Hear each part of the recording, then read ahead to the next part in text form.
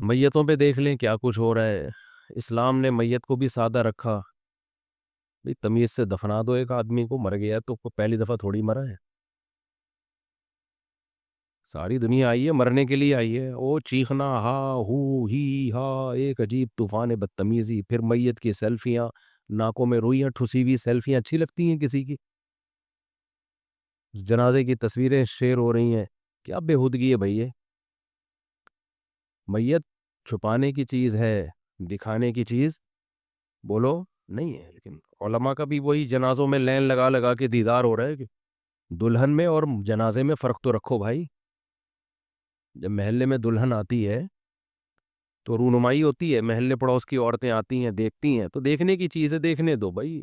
اس کی زندگی کا ایک موقع ہے. آج جتنی وہ سجی ہوئی ہے تو سب محلے کی عورتوں کو ایک ہوتا ہے, دیکھیں جی ان کے گھر دلہن کیسی آئی ہے, تو سمجھ میں آتا ہے, دیکھنے دو, ٹکٹ لگا دو بھلے اس پہ. وہی حشر مردے کے ساتھ ہو رہا ہوتا ہے. وہی حشر کس کے ساتھ ہوتا ہے؟ مردے کے ساتھ. مر گیا, چوک میں لٹا دیتے ہیں اس کو, آؤ دیکھو زیارت کرو, چھوڑو دفناؤ اس کو بھائی, اس کے منہ پہ کپڑا ڈالو. پھر فضول باتیں جاہلوں والی, نور برس رہا ہے چہرے پہ, بڑا اچھا مسکراتا ہوا چہرہ. او بھائی وہ مرا تھا تو مسکراتے ہوئے اتفاق سے یہیں اٹک گئے اس کے دانت. موت کے بعد سب نے سڑنا ہے, چاہے نیک ہو چاہے برا ہو. یہ کوئی بات نہیں ہے کہ جی چہرے پہ رونق آئی بھی ہے یا رونق نہیں بھی آتی تو کیا جہنم میں جا رہا ہے وہ, اگر رونق نہیں آئی بھی اس کے چہرے پہ. میں نے بہت سے نیک لوگ دیکھے مرے تو ان کے چہرہ سڑ گیا بالکل. وہ موت ایسی تھی, ڈاکٹر نے کہا جلدی دفناؤ, برین ہیمریج ہوا ہے تو بلڈ چہرے پہ آئے گا, چہرہ پھول کے خراب ہو جائے گا. ان کو کیا کہو گے کہ یہ جہنم میں جا رہے ہیں, رونق نہیں ہے ان کے چہرے پہ. حالانکہ ہمیں ان کے غالب گمانے کے وہ جنتی ہیں. ایک نیچرل پروسیس ہے, مرتے ہی جلدی دفنانے کا حکم کیوں ہے؟ بولو نا بھائی کیا ہو گیا.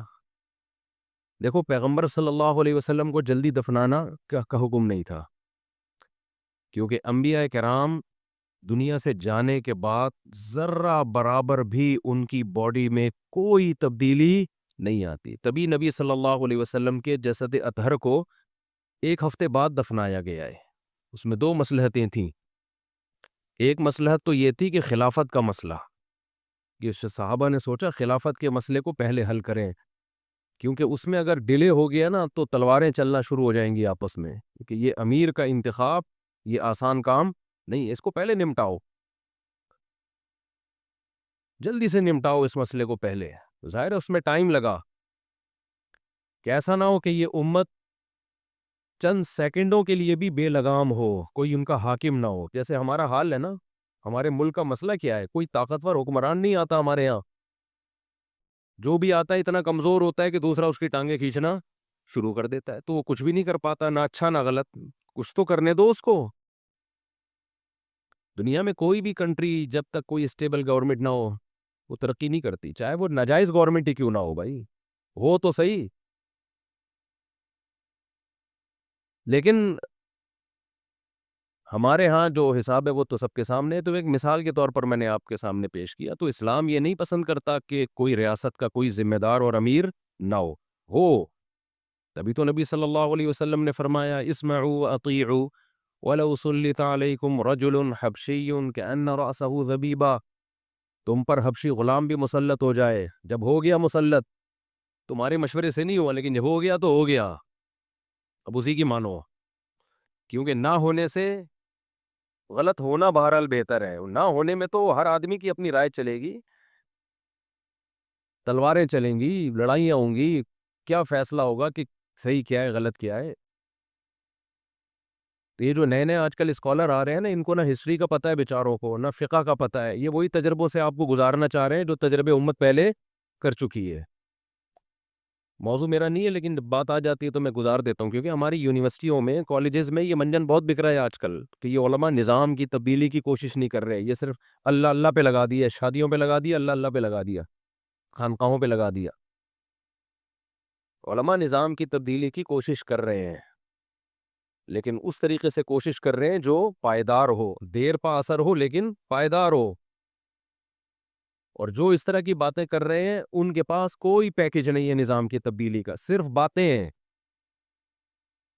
اور جب 2-4 چترول لگتے ہیں تو باتیں کرنا بھی چھوڑ دیتے ہیں وہ، تو وہ آپ کو بند گلی میں لے جا کے بند کر دیں گے. جن کا تاریخ سے واسطہ ہوتا ہے نا، جن کے اکابر کا ایک سلسلہ ہوتا ہے، ہمارا ایک سلسلہ ہے. ہندوستان میں انگریز کے خلاف بغاوت ہمارے اکابر نے کی تھی، تحریکیں ہمارے اکابر نے چلائی ہیں. اس سے پہلے نظام کی تبدیلیوں کی کوشش پریکٹیکلی، کتابوں میں نہیں. کتابیں بہت لوگ لکھ کے گئے ہیں لیکن ان کے رزلٹ زیرو. بہت لوگوں نے یہ خلافت کی باتیں کی ہے، رزلٹ زیرو. تو اس لیے جو کام کر سکتے ہو وہ کرو، جو گراؤنڈ ریئلٹی کو دیکھ کر آپ کے لیے پاسبل ہے. جو نہیں کر سکتے تو اس میں گھسنے کی کوشش مت کرو، جو تھوڑا بہت ہے اس سے بھی جاؤ گے. اور ہسٹری ضرور پڑھو کہ یہ سب ماضی میں سب کچھ ہو چکا ہے. خیر، تو میں یہ عرض کر رہا تھا کہ کیا عرض کر رہا تھا میں، یہ حجاج بن کہاں سے ہاں، تو نبی صلی اللہ علیہ وسلم کا جو جسد اطہر تھا، وہ بہت لوگ کہتے ہیں نا صحابہ نے دفنایا یا نہیں. بھائی اس میں 2 حکمتیں تھیں. ایک تو خلافت کی اہمیت کہ مسلمان امیر کے بغیر نہیں ہو سکتا، گورنمنٹ کے بغیر نہیں ہو سکتے. بھائی آپ پولیس کو جتنا مرضی برا کہو، لیکن اگر آپ یہ پولیس کا شعبہ ختم کر دو نا تو ہر گلی محلے میں لاشیں کے انبار ملیں گے آپ کو. نہ ہونے سے ایک برا شعبہ ہونا بہرحال بہتر ہے، نہ ہونے سے بہتر ہے. ہاں، ٹھیک کرنے کی کوشش ضرور کرو، اس کے ہم مخالف نہیں ہیں. اور ٹھیک کیسے ہوگا؟ 2 طرح سے ٹھیک ہو سکتا ہے. ایک تو ان پولیس والوں کو سمجھاؤ محبت سے، ان کو ہدیے دو، پھر سمجھاؤ، پھر یہ بات سنیں گے آپ کی. دوسری بات یہ کہ آپ اچھے لوگوں کو محکمہ پولیس میں بھرتی کرو، آپ کے پاس راستہ کھلا ہوا ہے. لوگ کہتے ہیں کہ نہیں جی چند لوگوں کا اس پہ قبضہ ہے. بھائی کسی حد تک قبضہ ہے، کسی حد تک آزادی بھی ہے. یہی ہو سکتا ہے اور کچھ نہیں ہو سکتا.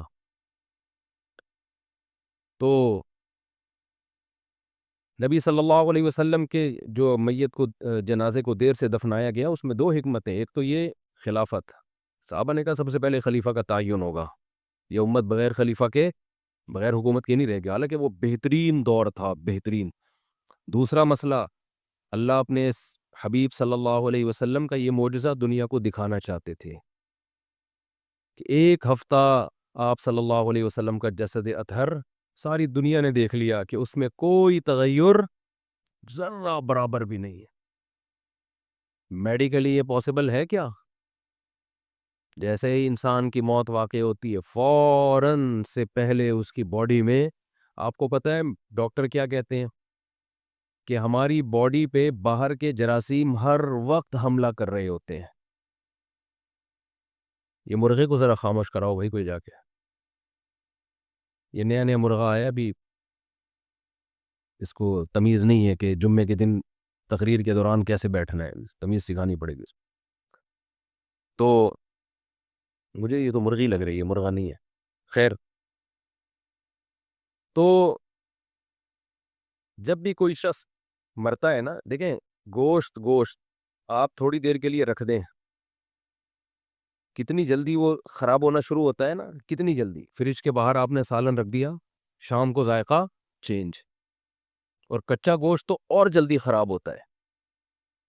یہ بھی ایک اللہ تعالیٰ کی قدرت ہے. ہماری باڈی تو گوشت کی بنی ہوئی ہے، یہ کیوں خراب نہیں ہو رہی؟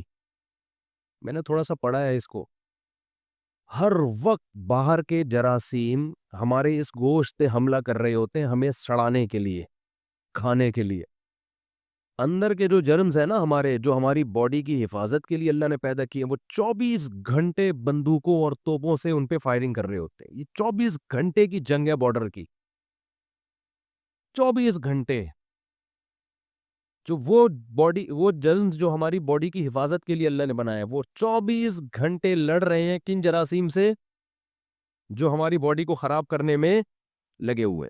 ہر وقت کی جنگ ہے یہ، ہر وقت کی لڑائی ہے یہ. وہ ادھر اٹیک کر رہے ہیں، یہ ان پہ اٹیک کر رہے ہیں. کچھ ان کے مرتے ہیں، کچھ ان کے مرتے ہیں، لیکن یہ انڈے بچے پیدا کر چکے ہوتے ہیں مرنے سے پہلے. پھر یہ فائٹ کر کر کے یہ سٹرونگ ہو جاتے ہیں. جس ملک کی فوج نے زیادہ جنگیں لڑی ہوں تو وہ زیادہ سٹرونگ ہو جاتی ہے نا. تو یہ بھی ایسے ہی، یہ اگر جنگ نہیں لڑیں گے تو یہ ویسے ہی مر جائیں گے بیچارے. تو یہ لڑتے رہتے ہیں، ہر وقت لڑتے رہتے ہیں، ہر وقت لڑتے رہتے ہیں. ماں کے پیٹ میں یہ لڑنا شروع کرتے ہیں، اور موت کی آخری ہچکی تک ان کی فائٹ رہتی ہے۔ جیسے ہی آپ کی ڈیتھ ہوتی ہے تو یہ لڑنا چھوڑ دیتے ہیں۔ اب باہر کے جو فوجی ہیں نا، جو دشمن جراثیم ہیں، وہ توپوں اور گنوں کے ساتھ آپ کی باڈی میں داخل، اور فوراً آپ کے چہرے کی رونق ختم۔ یہ میں رپورٹ نہیں پیش کر رہا میڈیکلی، یہ آپ کو یہ بتا رہا ہوں کہ یہ نیک ہو یا بندہ برا ہو، دونوں کے ساتھ یہ ہوتا ہے۔ سمجھتے ہو کہ نہیں سمجھتے؟ لہذا دونوں نے فوراً سڑنا شروع کر دینا۔ اس کا نمازی پرہیزگار ہونے سے یا شرابی اور زانی ہونے سے کوئی تعلق نہیں۔ ہاں، کرامت کے طور پر اللہ کسی کی باڈی کو سلامت رکھیں، جیسے ہم نے بہت سے شہداء دیکھے ہیں، 6 مہینے بھی جسم سلامت رہتا ہے، ان کے خون سے خوشبو آ رہی ہوتی ہے، تو یہ اللہ کی طرف سے۔ اب جو کام اللہ کا ہے وہ تو اللہ کرے گا نا، ہمیں تو ظاہری کے مکلف ہے نا ہم۔ پیغمبر کے بارے میں صحابہ اور تابعین سب کا اجماعی عقیدہ تھا کہ پیغمبر کے جسم خراب نہیں ہوتا، کیونکہ ان کو جو حیات ملتی ہے برزخی حیات، وہ عام مومنین جیسی نہیں، بہت پاورفل حیات ہوتی ہے، وہ ان کی باڈی کبھی خراب نہیں ہوتی، کسی پیغمبر کا جسم کبھی خراب نہیں ہوتا۔ یہ مضمون احادیث سے بھی ثابت ہے کہ اللہ نے پیغمبروں کے جسم پر مٹی کو حرام کر دیا ہے۔ تو اور کمال کی بات یہ کہ یہ دشمنان اسلام بھی یہ بات سمجھتے ہیں، تبھی سید الانبیاء صلی اللہ علیہ وسلم کے جسد اطہر کو بہت دفعہ قبر شریف سے نکالنے کی اسلام دشمنوں نے کوشش کی ہے، اس میں کامیاب نہیں ہوئے۔ تبھی نبی صلی اللہ علیہ وسلم کی قبر مبارک کے ارد گرد جو ہے وہ سیسا ڈالا گیا ہے، تاکہ کوئی سرنگ بنا کے یہ جسارت نہ کر سکے۔